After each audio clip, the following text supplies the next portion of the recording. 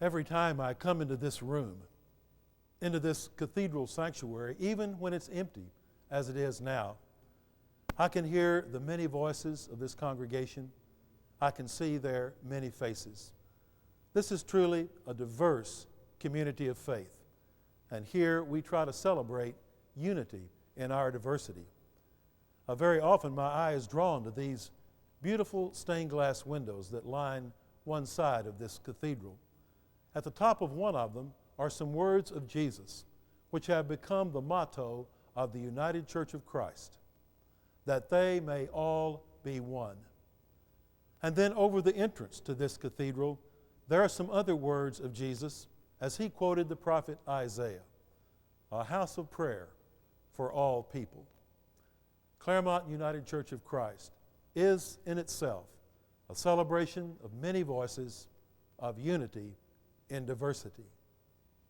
Then about 10 years ago, it became obvious to us that the old pipe organ in this sanctuary was irreparable, far beyond repair, and that we would have to find another instrument to express the diversity of this congregation and to keep alive the fine tradition of sacred music, the best in sacred music, for which this congregation is so well known. And that launched us into a search for an organ to reflect and express the many voices spoken by this congregation. And so a search for an organ apropos to this congregation and this cathedral sanctuary began. And we were in for a surprise, because it turned out literally to be a search of many voices. Our principal organist, Dr. Carrie Robertson, and our organ selection committee played organs all over the United States, Canada, Great Britain, and continental Europe, searching for the organ that would be absolutely perfect to express the diversity of this congregation. And the organ we finally selected in itself was an expression of many voices: a German builder, a Scottish architect, an American acoustician, an American voicer, a sound system in this cathedral sanctuary made in the Netherlands. It was truly a search for an organ that would reflect and express the diversity of this open and affirming congregation, a congregation of all ages, all races, and all orientations. We believe the organ we chose does that beautifully, and this is the story of that instrument.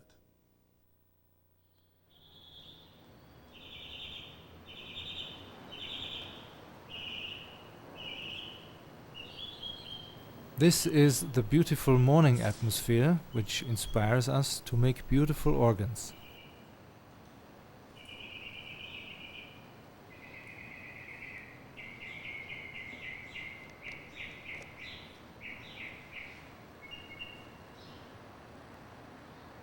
In 1996, members of the Claremont United Church of Christ made the final decision to replace the pipe organ which had been installed in the main sanctuary.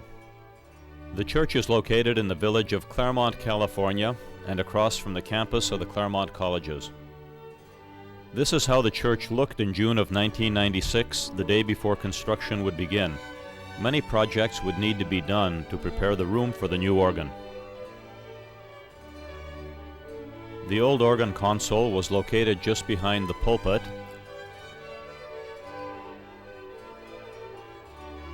and the pipes were in the organ chamber behind the reredos. The room would be refurbished both by painting as well as acoustical treatment of the walls.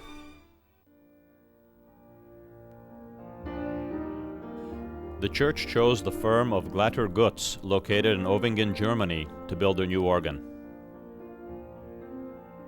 The plans for the organ were drawn by using a computer CAD program. Thus, the many details of this large project were stored in the computer. The plans could easily be recalled for revisions or to have prints made for the use of the craftsmen as they made the parts of the organ.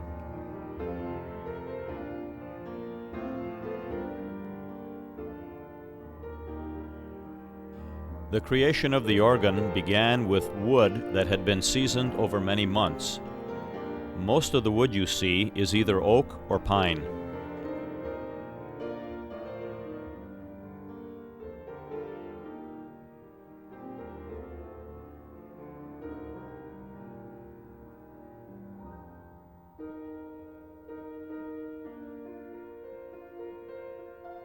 You are viewing but a few of the many jobs done to create the many parts of a tracker pipe organ.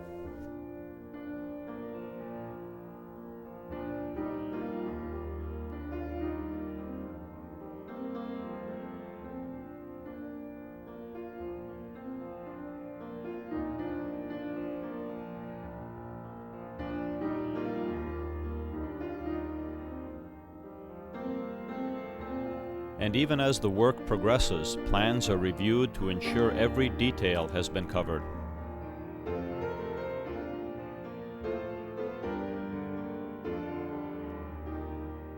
The work continues as the many crafts of organ building are employed.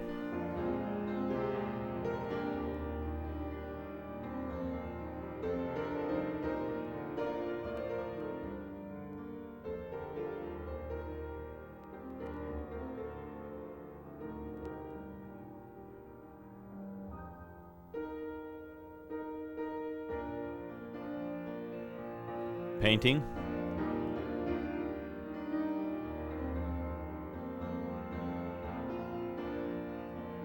fitting the legs to the long toe board, assembling the keys to the console,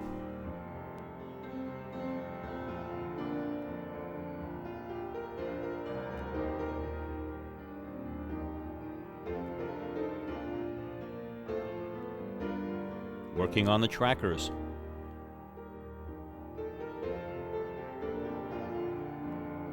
the sliders for the stops,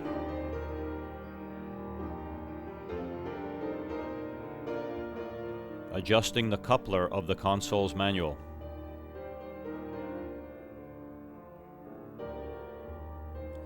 then after many months of work, the parts are inspected once again and then packed for shipment.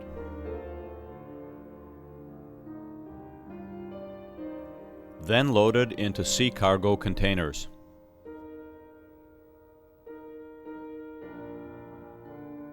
The journey to the United States begins and would take over 2 months before arriving. While the organ was being crafted in Germany, the home for the Glatter Goetz Opus 2 was being prepared.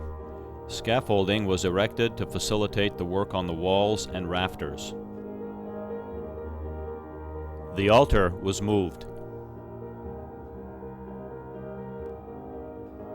The old organ was removed, and the area was prepared for the footings needed to support the new organ. The reredos, a work by David Scott, was relocated to the rear of the sanctuary. A new chancel floor to be poured. The rafters painted.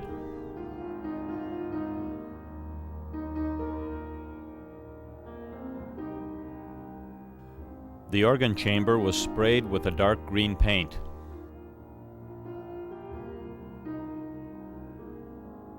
And lighting installed.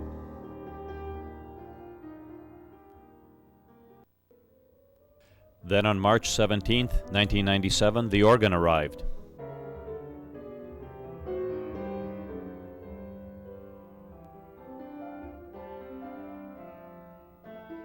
There were many hands to help move the pieces into the church.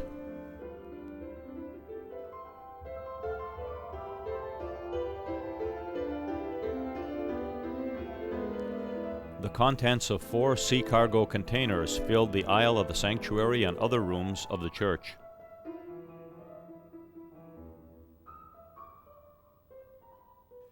A representative from Glatter Goetz, Heinz Kremnitzer, gave a presentation to members of the church about the organ and helped us understand what we would see happen in the days ahead.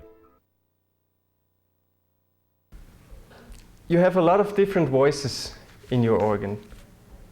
And all those, I'm sure that's going to be a question you ask, all those 4,041 pipes I counted yesterday afternoon.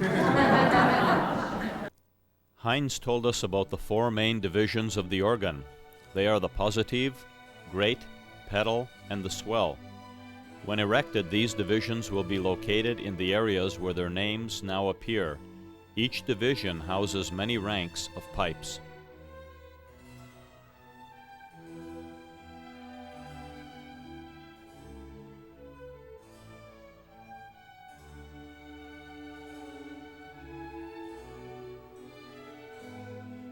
One thing was certain, there were thousands of parts that would be put together. Wood pipes, panels, steel beams, and wind chests were all about.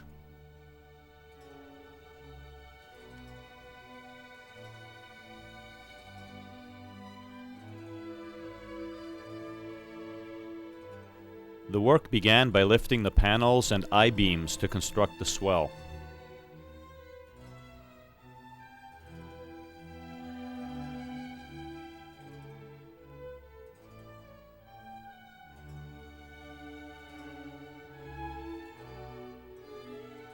Steel beams are assembled to form the foundation for the swell box.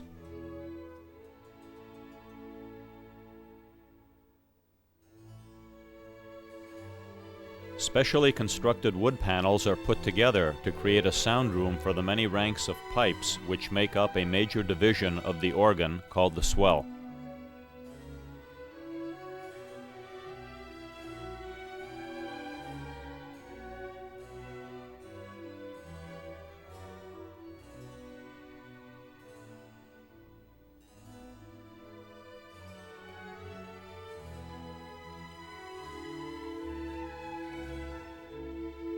Louvers are installed to regulate the amount of sound coming from the swell.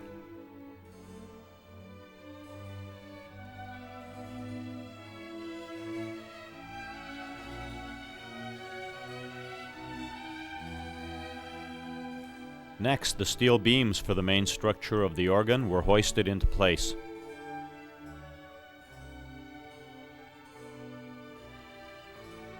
Then bolted down.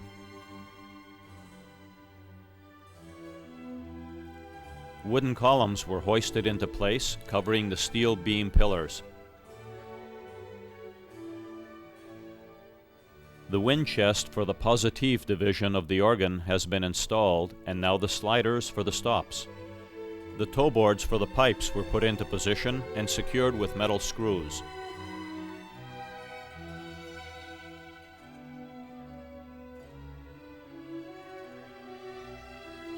The wooden casement for the positive was then fitted into place.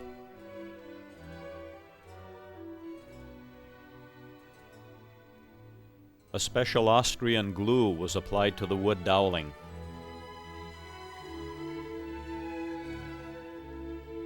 Then the casement was fitted into place.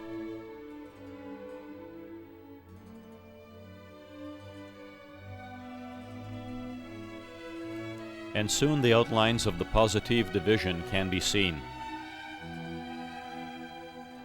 Rollerboard under the positive wind chest was installed.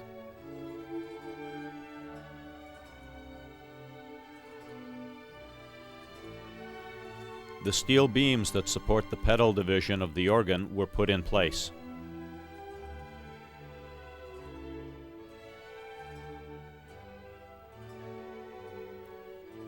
Followed by fitting one of the chamade wind chests.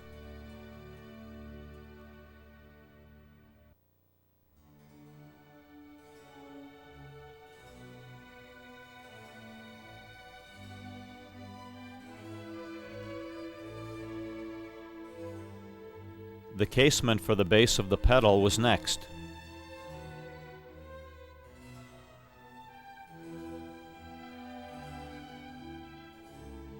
Then some of the trackers were installed on a rollerboard.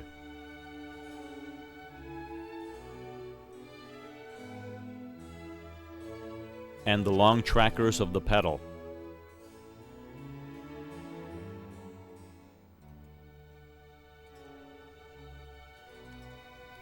After a number of additional weeks, the first pipes were put into position.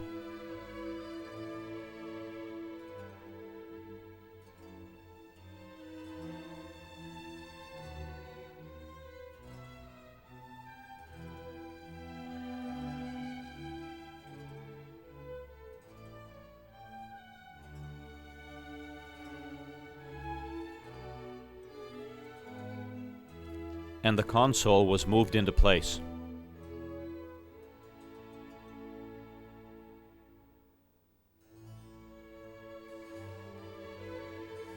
In a few more weeks, the organ was ready to be voiced. Remember this scene? Again, the names of the 4 main divisions are shown. Let's see what it looks like when the divisions have been completely installed.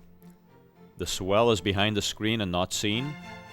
The grate sets atop the positive, the pedal on both sides of the organ. Each division houses many pipes.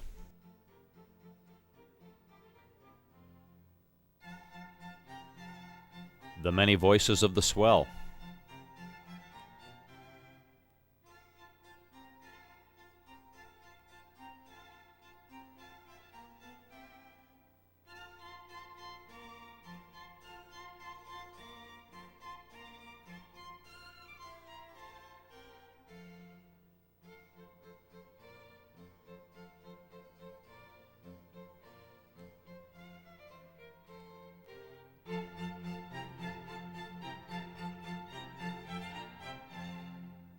The many voices of the grate.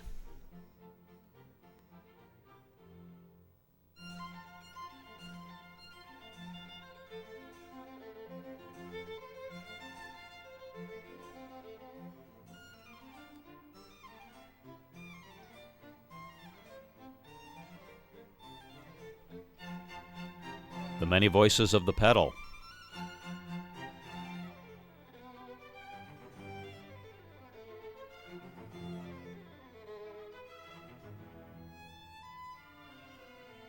The many voices of the positive. The many voices of the organ are powered by the winds of 2 bellows and a powerful blower.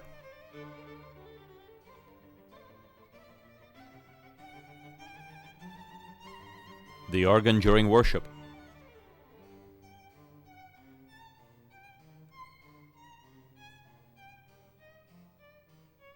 The organ in concert.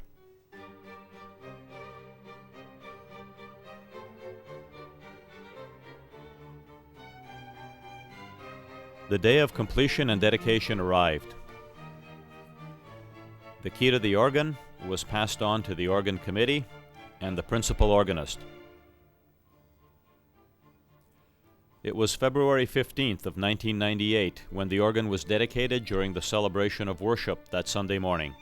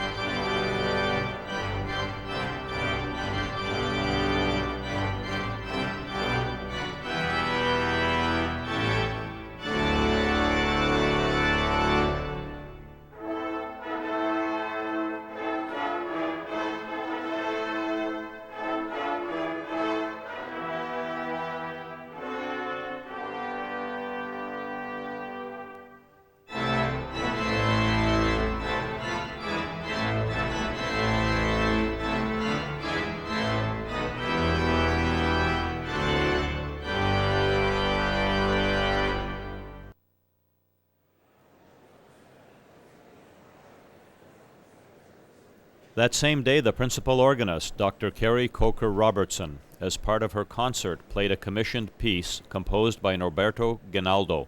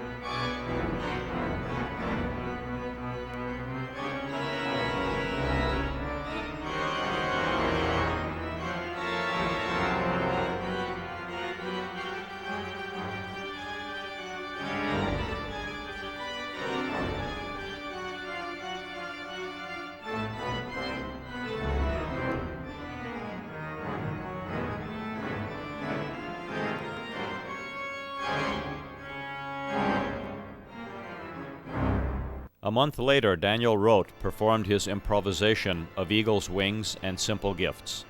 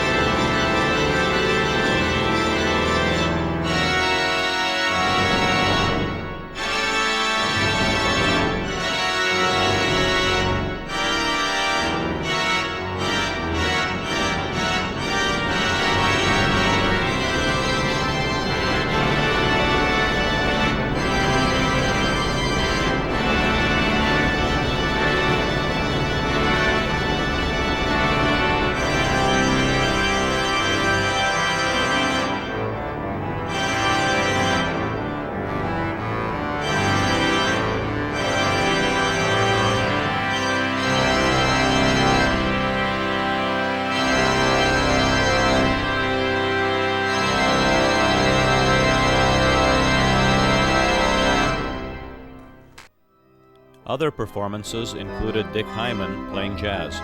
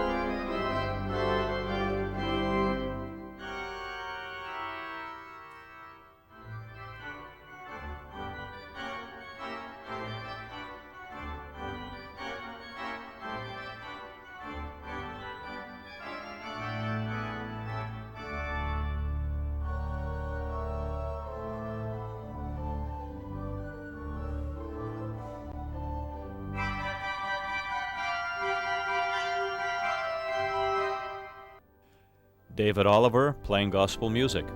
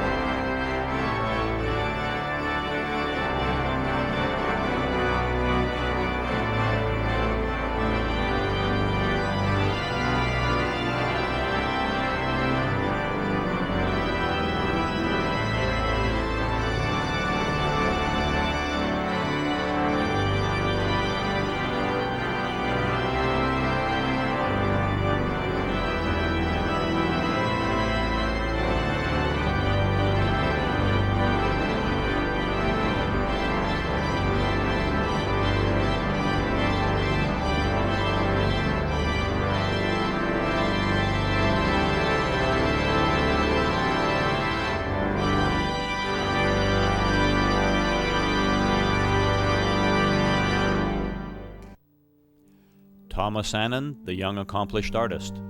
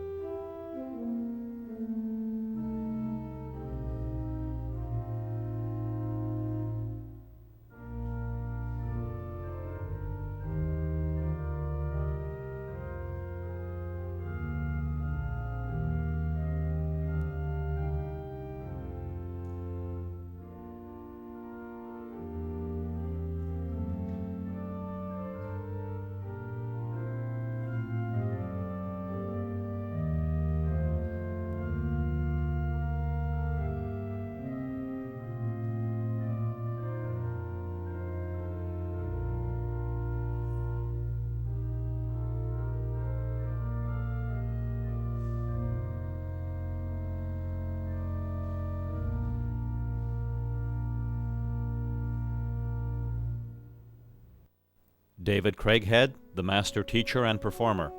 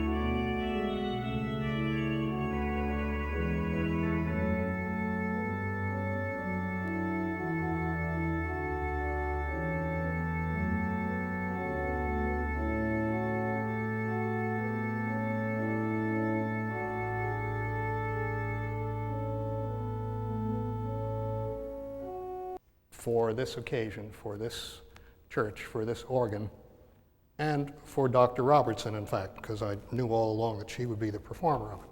The piece is called Millennial Countdown, and I imagine the title will be valid for another 2 years or so. After that, we'll see if it has any lasting qualities. So please welcome Dr. Robertson